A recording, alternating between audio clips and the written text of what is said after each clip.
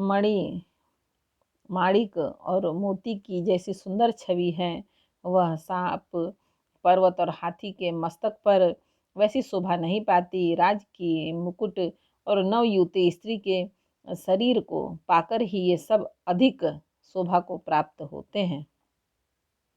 इस तरह बुद्धिमान लोग कहते हैं कि सुकवि की कविता भी उत्पन्न और कहीं होती है और शोभा अन्यत्र कहीं पाती है। अर्थात कवि की वाणी से उत्पन्न हुई कविता वहाँ शोभा पाती है जहाँ उसका विचार प्रचार तथा उसमें कथित आदर्श का ग्रहण और अनुसरण होता है।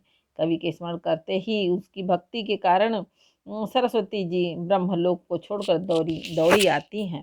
सरस्वती जी की दौड़ी आने की वह थकावट रामचरित रूपी सरोवर में उन्हें नहलाए बिना दूसरे करोड़ों उपाय से भी दूर नहीं होती। कवि और पंडित अपने हृदय में ऐसा विचार कर कलयुग के पापों को हरने वाले श्री हरि के यश का ही गान करते हैं।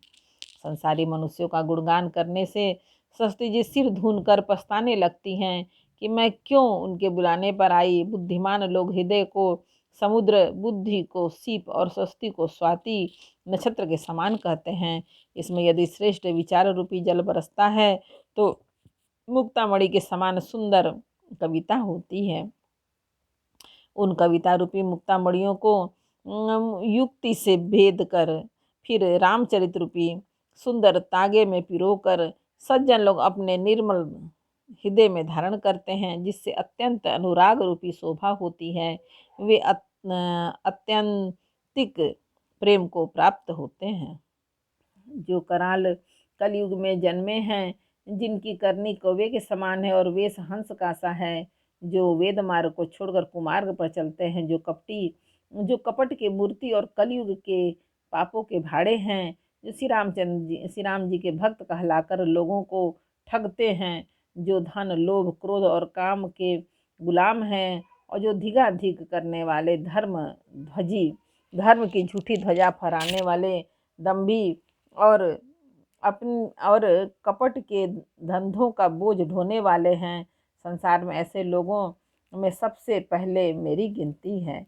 यदि मैं अपने सब अवगुणों को कहने लगूं तो कथा बहुत बढ़ जाएगी और मैं पार नहीं पाऊंगा। इससे मैं बहुत कम अवगुणों का वर्णन किया है, बुद्धिमान लोग थोड़े ही में समझ लेंगे। मेरी अनेकों प्रकार की विनती को समझकर कोई भी इस कथा को सुनकर दोष नहीं देगा। इतने पर भी जो शंका करेंगे वे तो मुझसे भी अधिक मूर्ख और बुद्धि के कंगाल हैं। मैं ना तो कवि हूँ न चतुर कहलाता हूँ। अपनी बुद्धि के अनुसार श्री राम जी के गुण गाता हूँ। कहाँ तो श्री रघुनाथ जी के अपार चरित्र, कहाँ संसार में आसक्त मेरी बुद्धि।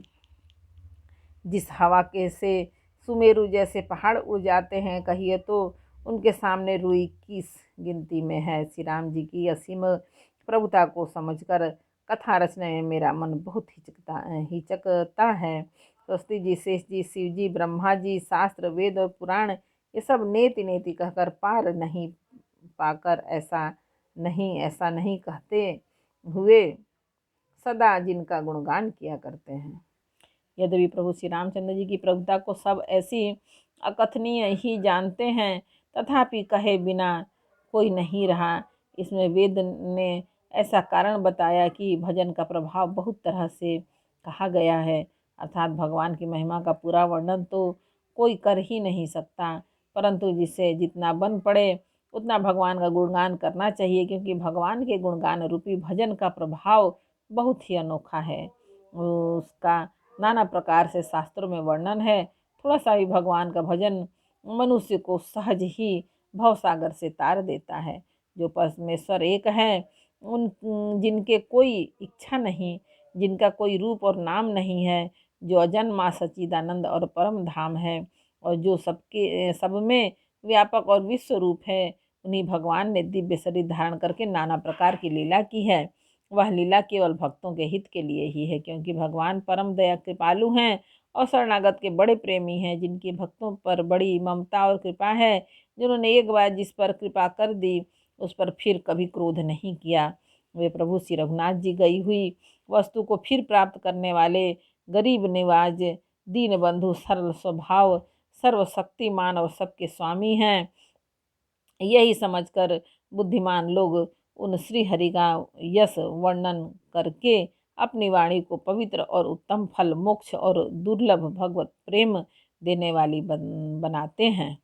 उसी बल से महिमा का यथार्थ वर्णन नहीं, परंतु महान फल देने वाला भजन समझकर भगवत कृपा के बल पर ही मैं श्री रामचंद्र जी के चरणों में सिर नवाकर श्री रघुनाथ जी के गुणों की कथा कहूँगा। इसी विचार से वाल्मीकि, व्यास आदि मुनियों ने पहले हरि की कीर्ति गाई है भाई। उसी मार्ग पर चलना मेरे लिए सुगम होगा। जो अत्यंत बड़ी श्रेष्ठ नदियां हैं, जैसे राजा उन पर पुल बंधा देता है, तो अत्यंत छोटी चींटियां भी उस पर चढ़कर बिना ही परिश्रम के पार चली जाती हैं। उसी प्रकार मुनियों के वर्णन के सहारे मैं श्री रामचंद्र जी का वर्णन सहज ही कर सकूंगा। इस प्रकार मन में को बल दिखलाकर मैं श्री रघुनाथ जी की सुहावनी कथा की रचना करूंगा। व्यास आदि जो अनेकों श्रेष्ठ कवि हो गए हैं, जिन्होंने बड़े आदर से श्री हरि का श्रेष्ठ वर्णन किया है, मैं उन सब श्रेष्ठ कवियों के चरण कमलों में प्रणाम करता हूँ। वे मेरे सब मनोरथों को पूरा करें। कलयुग के भी उन कवियों को मैं प्रणाम करता हूँ जिन्होंने श्री रघुनाथ जी के गुण समूहों का वर्णन किया है, जो बड़े बुद्धिमान प्राकृत कवि हैं, जिन्होंने भाषा में हरि चरित्रों का वर्णन किया है। जो ऐसे कवि पहले हो चुके हैं, वे इस समय वर्तमान हैं और जो आगे होंगे, उन सबको मैं सारा कपट त्याग कर प्रणाम करता हूँ। आप सब प्रसन्न होकर यह वरदान दीजिए कि साधु समाज में मेरी कविता का सम्मान हो, क्योंकि बुद्धिमान लोग जिस कविता का आदर नहीं करते, मूर्ख कवि ही उसकी रचना का व्यर्थ परिश्रम करते हैं। कीर्ति, कविता और संपत्ति वही उत्तम है जो गंगा जी की तरह सबका हित करने वाले हों। श्री रामचंद्र जी की कीर्ति तो बड़ी सुंदर, सबका अत्यंत कल्याण करने वाली ही है, परंतु मेरी कविता भद्दी है और असमंजस्य है, अर्थात इन दोनों का मेल नहीं मिलता। इसी की मुझे चिंता है। परंतु हे कवियों, आपकी कृपा से यह बात भी मेरे लिए सुलभ हो सकती है। रेशम की सिलाई टाट पर भी सुहावनी लगती है। चतुर पुरुष उसी कविता का आदर करते हैं जो सरल हो और जिसमें निर्मल चरित्र का वर्णन हो, तथा जिसे सुनकर शत्रु भी स्वाभाविक वैर को भूलकर सराहना करने लगे। ऐसी कविता बिना निर्मल बुद्धि की होती नहीं।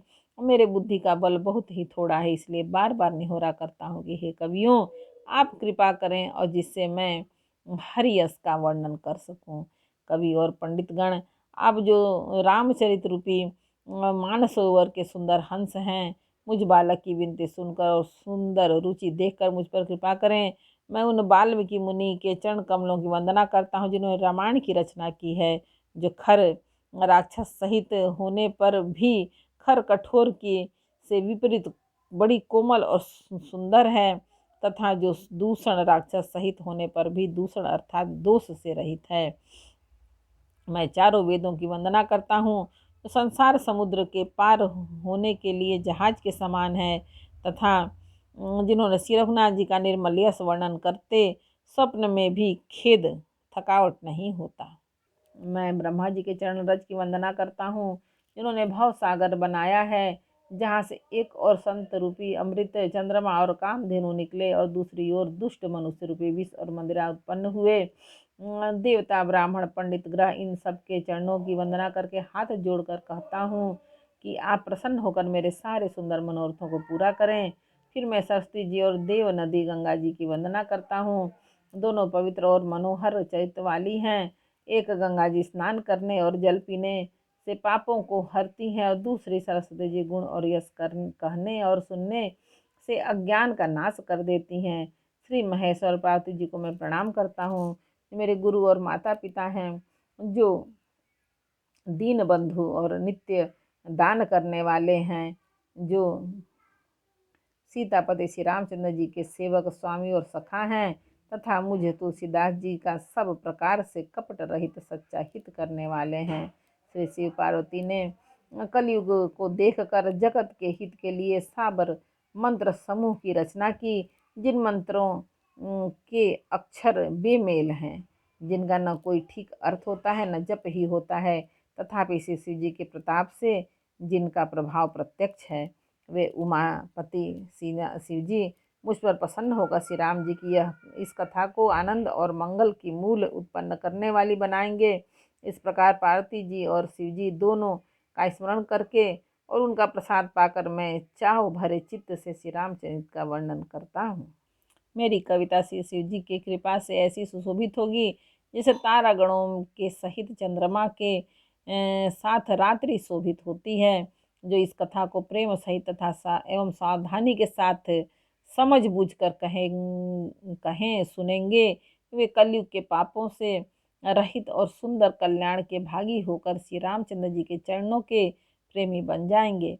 यदि मुझ पर श्री शिव जी और पार्वती जी की स्वप्न में भी सचमुच प्रसन्नता हो तो मैं इस भाषा कविता का जो प्रभाव कहा है वह सब सच हो। एक बार बोलो रामायण मैया की जय। बालकांड का 5 दोहा समर्पयामि भगवान। जय श्री राम जानकी पवन पुत्र बजरंग बली भोलेनाथ। जय ओम भगवान।